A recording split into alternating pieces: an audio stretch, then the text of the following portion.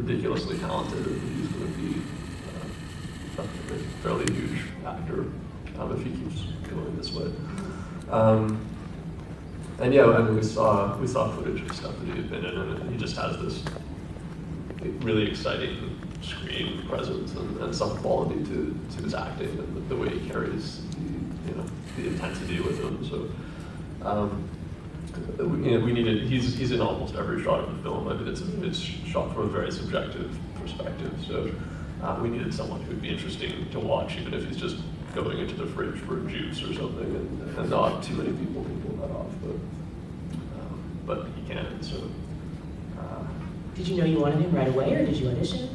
Well, as soon as we saw his stuff, I sort of stumbled on him as we were discussing who we could cast, and then as soon as we saw his clips from films he'd been in, we all thought, whoa, he has some, there's some kind of hard to articulate quality, I guess, that some actors have that's really exciting.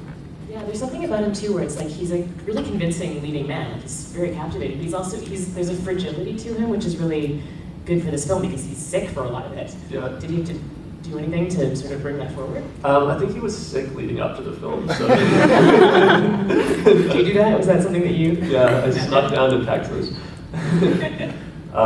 So yeah, he was already just recovering from, I think, an extended illness, and that was one of the reasons he was interested in the film. I seem to recall him saying.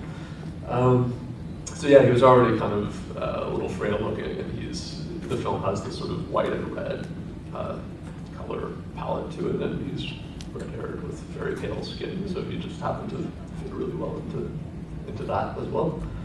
Yeah, and what about Sarah Gadol, who plays Hannah Geist, who's sort of the main celebrity that Sid March is fascinated with? Well, Sarah, I'd seen her in A Dangerous Method and some other stuff, but I hadn't actually met her, but I thought she was incredibly good. And so we sent her the script, and she got it, and she said she really liked the script, and she wanted to be involved, but she didn't want to play. She wasn't sure she wanted to play that superstar character. Why? I don't know. She didn't identify with it or something, but there was this other character who's actually one of the male antagonists, and she said, why don't you make this a female character, and I'll play this guy Levine. And so I thought that was really interesting, but we already had some really good people who had auditioned for Levine, and we were running out of time to find this superstar character, because, I mean, we needed someone who would be actually very believable as, the biggest star in the world, who had that sort of quality, but who could also, who had the acting chops to also pull off the more human side. So I really wanted her to play that character, but the first time we met, we went out for drinks, and she was there to convince me to let her play Levine, and I was there to convince her to take on Hannah Geist. Did you arm wrestle? I'm not going to say it was bloody, it was, there was screaming, we got thrown out, but yeah, I convinced her.